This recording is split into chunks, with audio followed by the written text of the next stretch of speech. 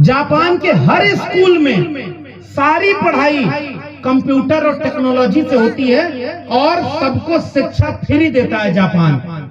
और भारत एगो नया 25 साल का बच्चा आया है और पर्ची बना करके कहता है कि तुम्हारी कृपा यहाँ रुकी हुई है, जाओ तुम, कृपा तुम्हारी वहां से।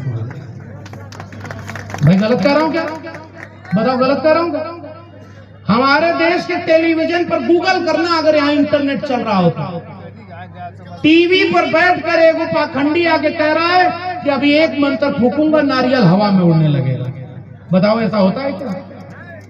अब क्या पहुंचा रहे हो देश को? ये अंधविश्वास और पाखंड में जाने से कोई फायदा होगा क्या? इस देश का फायदा शिक्षा से होगा कि नहीं होगा? जरा हाथ उठाकर बताना। इस देश को पढ़ाई की जरूरत है कि नहीं? इस देश की मुक्ति अगर शिक्षा से होगी कि नहीं?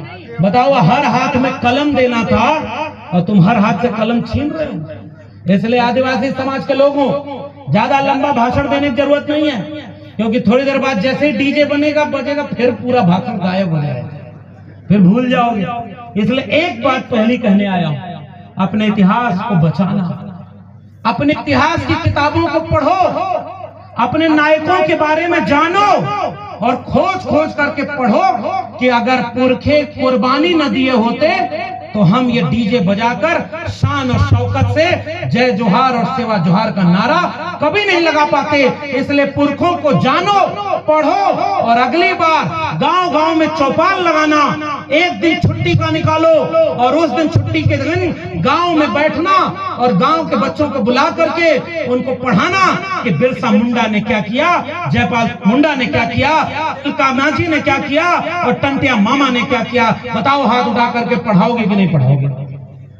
अब हाथ कम उठा है, क्योंकि भाषण सुनना आसान काम होता है और अपने मेहनत करना मुश्किल होता है। हम तो जगाते रहे और आज दिल्ली यूनिवर्सिटी से हमारी नौकरी भी छीन ली गई, क्योंकि वहां जो राजा बैठे हैं वो सब कहते हैं कि हमारे खिलाफ मत बोलो वरना हम तुम्हें बोलने नहीं देंगे, हमारे खिलाफ बोलोगे तो नौकरी छीन लेंगे।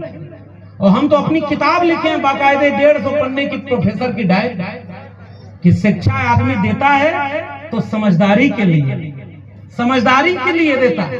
और ये देखिए हमारे बीच में, देखिए वो किताब भी लेकर के आए हमारे नौजवान जो जागरूक हैं आदिवासी समाज के। आपके बीच में ये किताब मैंने क्यों लिखी पता है? ताकि आज से 50 साल बाद जब शिक्षा बर्बाद हो जाएगी ना, और होगी, देखना हम बचा नहीं पा रहे, जिसकी जेब में पैसा है उसके बच्चे प्राइवेट स्कूल में पढ़ने जाएंगे, महंगी फीस होगी, और बताओ आपके बच्चों के